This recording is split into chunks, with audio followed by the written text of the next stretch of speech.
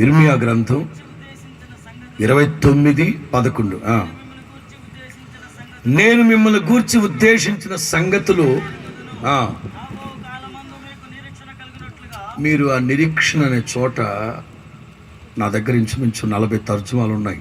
ఇప్పుడు చెప్తుంటాను. ఓ తర్జుమాలో ఏముందంటే, మీ ఏదైనా నిరీక్షణ, ఏదేది మళ్ళా చదువు, మీకు నిరీక్షణ కలుగునట్లుగా. ఒక తర్జుమాలో ఏమనుందంటే, మీరు ఎదురు చూస్తూ ఉన్న ముగింపు నేను మీకు దయచేయాలని. మీరు ఏ ముగింపునైతే ఎదురు చూస్తున్నారో నీ ఆశ భంగము కానేరదు, నీ ఆశ భంగము కానేరదు, ముందుగతి రానే. అసలు మీనింగ్ లెస్ ఆ మాట. అక్కడ ఏముండాలంటే, రాబోయే కాలంలో ఏం జరిగితే బాగుంటుందని మీరు ఎదురు చూస్తూ ఉన్నారో అది మీకు దయచేయునట్లు నేను కూడా అదే ఉద్దేశించున్నాను, నేను కూడా అదే సంకల్పించున్నాను. అది మీకు జరుగుతుంది. మరలా చదువుతారు. నేను మిమ్మల్ని గురించి ఉద్దేశించిన సంగతులు నేను ఎరుగుదును. రాబో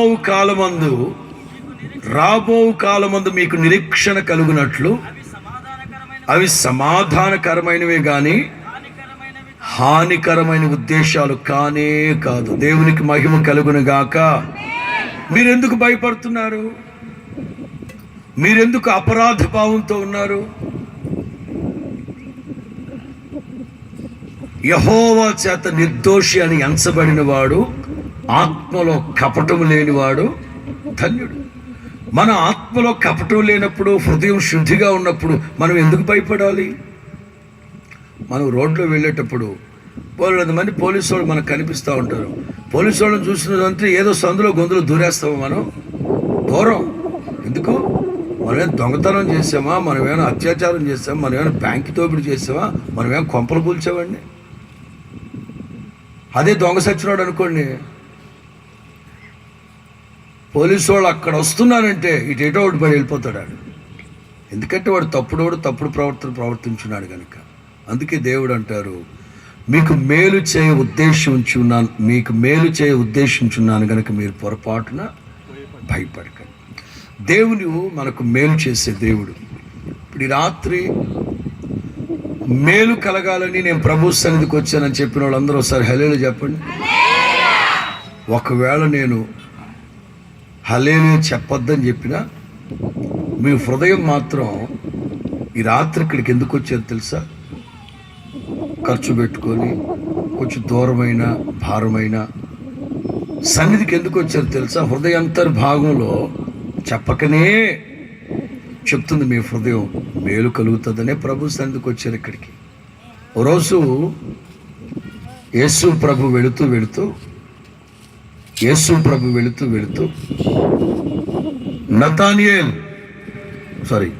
ఫిలిప్ నన్ను వెంబడించు. యేసు ప్రభు వెళుతున్నారు. యేసు ప్రభు వెనక ఫిలిప్ వెళుతూ ఈ ఫిలిప్ ఫ్రెండ్ నతానియేల్ ఉన్నాడు అక్కడ. ఈ ఫిలిప్ వెళుతా నతానియేల్, అదిగో చెట్టు కింద కూర్చున్నాడు అనుకుందాం. నతానియేల్, నజరేయుడైన యేసుని పరిచయం చేస్తాను రారా, నజరేయుడైన యేసుని పరిచయం చేస్తాను రా. ఆయన కొంచెం ధర్మశాస్త్రం తెలిసిన ఆయన నతానియేల్. ఆయన అన్నాడు, నజరేయుడు యేసు అయితే ఏమిటి, కాకపోతే నాకేమిటి? బరయేసు అయితే నాకేమిటి, కాకపోతే నాకేమిటి? మన యేసు అయితే ఏమిటి, కాకపోతే నాకేమిటి? నా ఫ్రెండుగా నువ్వు పిలిచావు గనక వస్తా. అయినా నజరేయుడని యేసు అని అంటున్నావు కదా, నజరేతులో నుంచి ఏ మేలు రాదు అని యెషయా గ్రంథం 9వ అధ్యాయం ప్రారంభంలో ఉంది కదా. అంటే అతని హృదయంలో తను చెప్పకనే చెప్తున్న మాట ఏమిటంటే, నా స్నేహితుడిగా నువ్వు రమ్మంటున్నావు కనుక వస్తాను, మేలు కలుగుతుందా? ఈ రాత్రి మీరు అందరూ ఇక్కడికి ఎందుకు వచ్చారంటే, దేవుని సన్నిధికి వెళితే ఏదో ఒక మేలు కలుగుతుందన్న సద్భావంతోనే మీరందరూ ఇక్కడికి వచ్చారు, సందేహమే లేదు. అందుకే ప్రభువు కూడా మీ హృదయ వాంఛను గమనించిన దేవుడు ఆయన కూడా చెప్తున్నారు, మీకు మేలు చేయాలని నేను ఉద్దేశించిన కనుక మీరు పొరపాటున భయపడకండి. ఎలాంటి మేలులు? ఒక్కొక్కటిగా మీకు క్లుప్తంగా. అయిపోయింది టైం 9:40.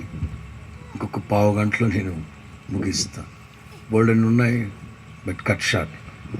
దీన్ని కొనసాగించగలిగితే పెద్ద ఆయన కొనసాగించండి. సిద్ధపరచిన మేలు 31వ కీర్తన 19. 31వ కీర్తన 19. నీ యందలి భయభక్తులు గలవారి నిమిత్తం నీవు దాచి ఉంచిన మేలు ఎంతో.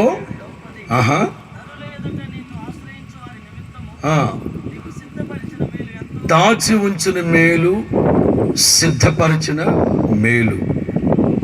ఎలా చెప్పాలంటే, ప్రిపేర్ చేశారు. ప్రిపేర్ చేసిన దాన్ని ఒక దగ్గర ప్రిజర్వ్ దాచిపెట్టాడు. ప్రిపేర్ చేసి పెట్టారు, సిద్ధపరిచారు. సిద్ధపరిచిన దాన్ని ఒక చోట ప్రిజర్వ్ దాచిపెట్టాడు, కాపాడేటట్టుగా. ఏమిటది? మేలు. ఏంటి మేలు అంటే?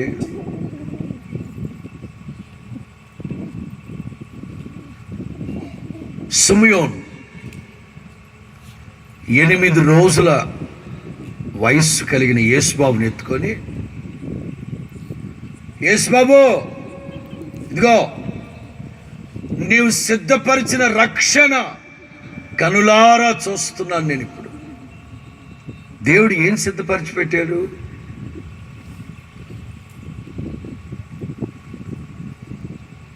నా కోసం ఏం సిద్ధపరిచారు? రాత్రికి భోజనం ఏమేమి? చేప, మాంసం, రొయ్యలు, రొయ్యపట్టు కారం, మేగడ పెరుగు, మామిడి పండు. ఈ రోజుకి మీరే తినాలయ్యింది. అదిగో ఇప్పుడు నా కోసం వాళ్ళు సిద్ధపరిచి ఎక్కడ పెట్టారు వాటిని? ఇక్కడే. అది ఓ చోట 30 ఏళ్ళ క్రితం జరిగిన సంగతి చెప్తున్నా. అమరావతి దగ్గర కూటమి పెట్టాం. ప్రార్థన అయిపోయిన తర్వాత భోజనాలు వడ్డించారు. ఏం లేదు, సరే. మాతో పాటు ఒక గజ్జిల కర్ర తాత ఒక ఆయన ఉండేవాడు, గజ్జిలు కొడతా ఉండేవాడు. ఆయనది కాంట్రాక్ట్, ప్రార్థన చేసే కాంట్రాక్ట్. చిన్న ప్రార్థన చేయమన్నాం. ఆయన ప్రార్థన చేసే ముందు అన్నీ ఎత్తి చూస్తాడు. ఏసన్న గారు ఏ దరిద్రపు అన్నీ ఎత్తి చూస్తా ఉంటే, కాదా ఐటమ్స్ పేరు చెప్పి ప్రార్థన చేద్దాం అని అంటాడు. పెద్ద ఆయన చనిపోయాడు. ప్రభా ఆయన మీరు ఇచ్చిన ఐటమ్స్ని బట్టి స్తోత్రం ప్రభా. అక్కడ ఏమి లేవు ఐటమ్స్, పప్పు, దొండకాయ ఏదో ఉంది. అప్పటికే ఆయన ప్రార్థనలో పాయింట్ ఎత్తాడు. ప్రభు ఒకవేళ సహోదరి ఏమన్నా మర్చిపోయింటే ఆత్మమూలంగా ఆవిడికి మీరు తెలియపరచిన ప్రభు అని దిక్కుమాలేదు. అప్పటికే ఆ మనిషికి లైట్ వెలిగి సావాల పాయింట్ వేసాడు ప్రార్థనలో. కూటమి అయిపోయింది, వచ్చేసాం. మరుసటి రోజు తెల్లవారుజామున ఈ స్టీల్ బకెట్లో మటన్ కర్రీ అను గుడ్డు కూర. ఏమిటమ్మా ఏంటి ఇప్పుడు తెచ్చామంటే, యేసన్న గారు మీకోసమే చేశాను. మనం అందరం ప్రార్థనలు ఉంటే మా బంధువులు తినేస్తారేమోనని ఆ చెక్క పెట్టెలు పెట్టేయట్లేదు, దాచిపెట్టారు. మీ కొరకే సిద్ధపరిచా. మా బంధువులు తినేస్తారు, ప్రార్థనకు రారుగాళ్ళు దుర్మార్గులు, అది తినేస్తారేమో దీన్ని దాచిపెట్టానయ్యా. దేవుడు మన కోసం సిద్ధపరిచిన, దాచి ఉంచిన, ప్రిపేర్డ్ అండ్ ప్రిజర్వ్డ్. లూకాసు సువార్త 2వ అధ్యాయం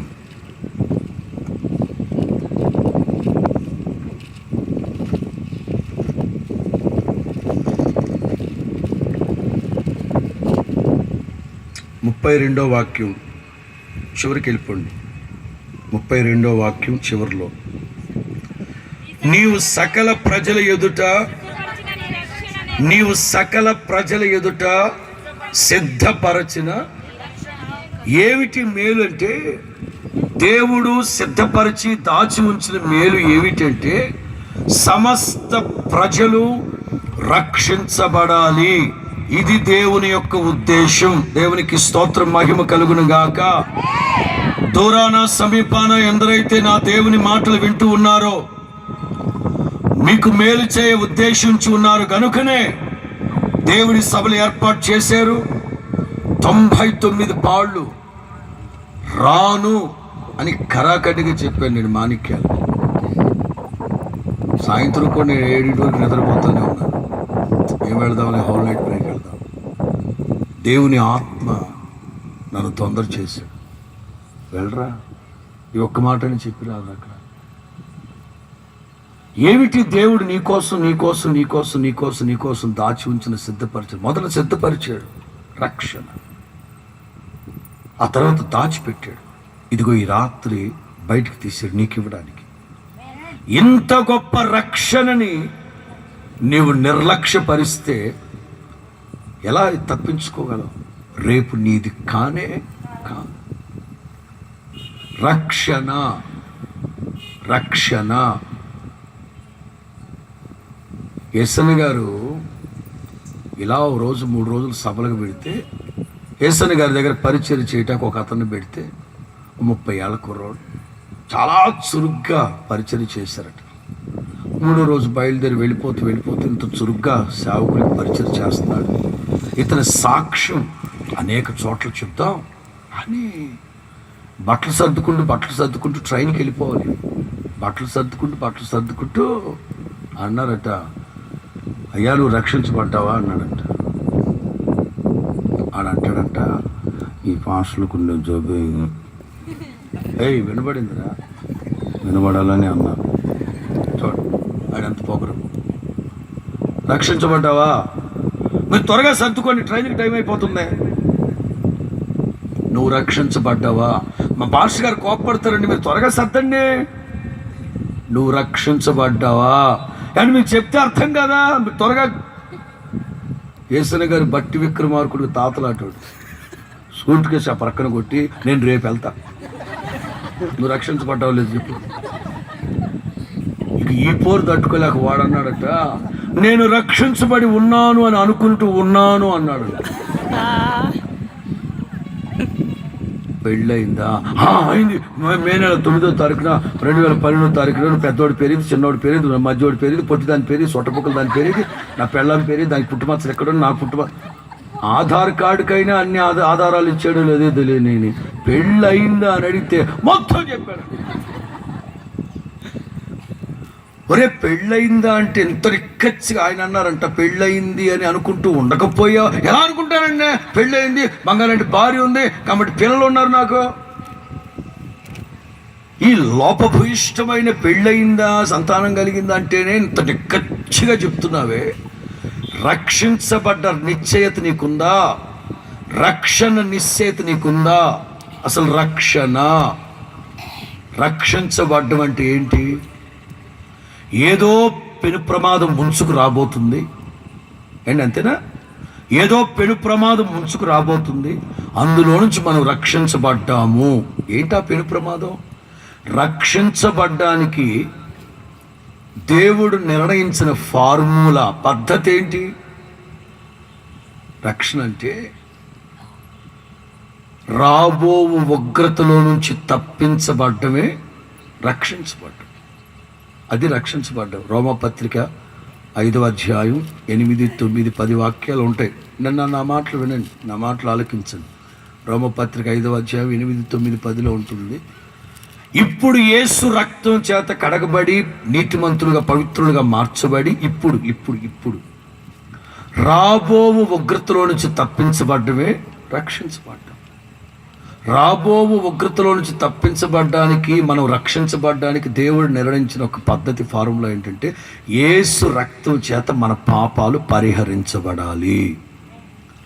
మారు మనసు పొంది పాప క్షమాపణ నిమిత్తం బాప్తిసం పొంది జీవగ్రంథంలో మన పేర్లు వ్రాయబడితే రక్షించబడ్డట్టు దాని నిర్వచనం.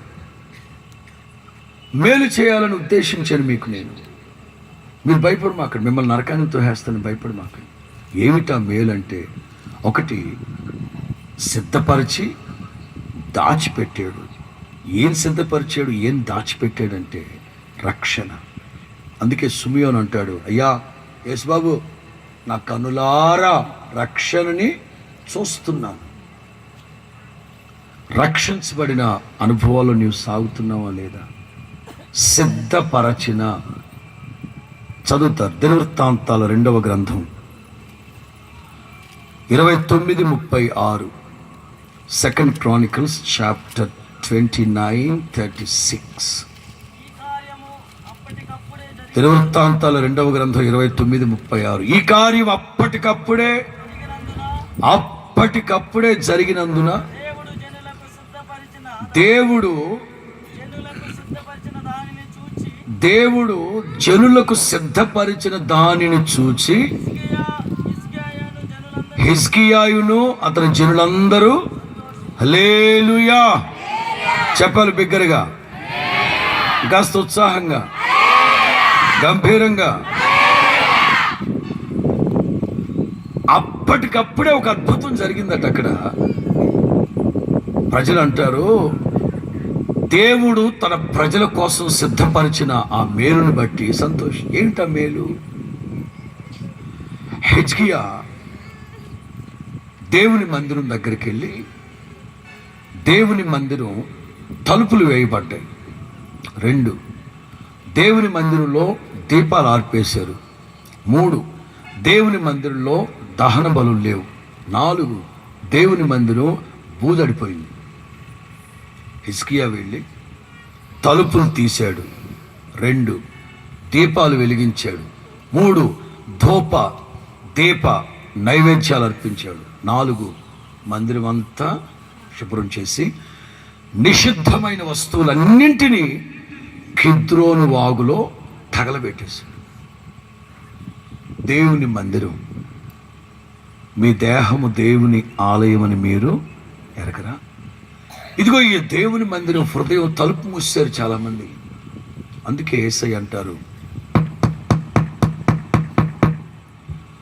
నేను హృదయం అనే తలుపు దగ్గర తడుతానే ఉన్నా. కొంతమంది తీయకపోగా షొలమితిలాగా భ్రమలో ఉంటారు. రక్షించబడ్డాను కదా, అయిపోయింది కదా. షొలమితి ఆయన పిలిచినట్టే ఉంది. ఈ నోట్లో మట్టి కొట్ట ఆయన పిలిచేది. ఎల్లో ఏంటో నా ఆలాపనం ఏంటో తెలుస్తావు. ముదిరిపోయింది భ్రమ. ఆయన పిలుస్తున్నాడు అక్కడ, స్వయాన ప్రాణప్రియుడే పిలుస్తున్నాడు. ఆలాపనగా ఉంది. ఆ తర్వాత నైట్ డ్రెస్ వేసుకుని పోయింది. బుర్ర తక్కువది. భ్రమలో ఉన్నారా? మీ హృదయం దేవుని ఆలయం అని మీకు తెలియట్లేదా? తలుపు తడుతుంటే మీకు అర్థం కావట్లేదా? మీ హృదయంలో దేవుని వాక్యం అనే దీపాలు వెలిగించబడ్డాయా? హృదయంలో నిషిద్ధమైన వస్తువులు, నిషిద్ధమైన ఆలోచనలు, మాటలు, తలంపులు తొలగించారా? అవన్నీ తొలగించినప్పుడు అప్పుడు వాళ్ళు స్పష్టంగా గుర్తుపట్టారు, దేవుడు మన కోసం సిద్ధపరిచిన మేలిదేరా. దేవునికి మహిమ కలుగునుగాక. ఈ రాత్రి ప్రారంభ మాటలు మీతో చెప్తున్నా.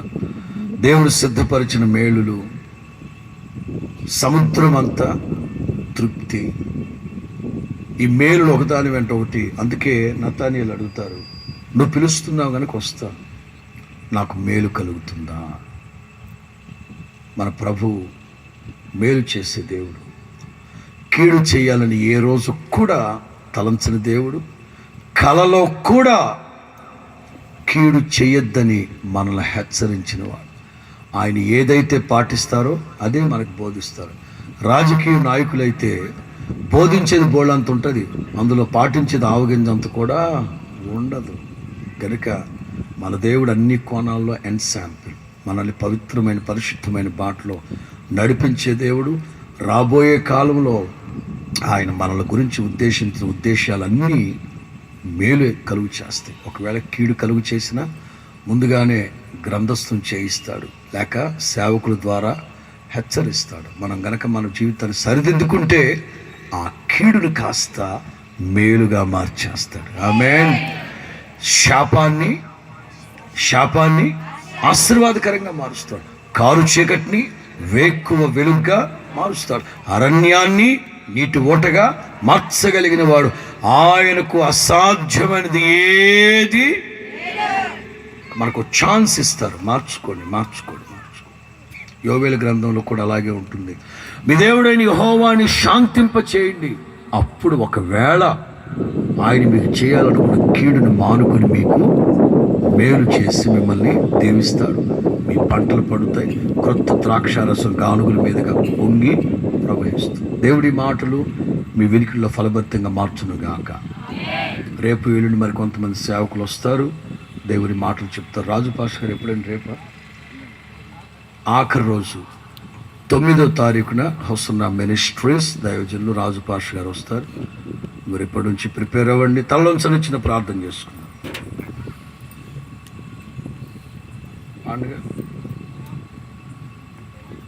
పాడండి. నాకు టైం అయిపోయింది. నేను 10ంటికి బయలుదేరితే 11:30కి వెళ్తాను నేను విజయవాడ. నేను 11:15 నేను విజయవాడలో ఉండాలి. చెప్పాను కదా, నా ఇంటిమేషన్ లేకుండా వాల్ పోస్ట్లో ఫోటో వేస్తారు కనుక తప్పనిసరిగా వచ్చి ఓ ప్రక్కన వీళ్ళకి హెచ్చరిక ఉండాలి, మీకు కూడా తెలిసి ఉండాలని నేను ఇక్కడికి వచ్చాను.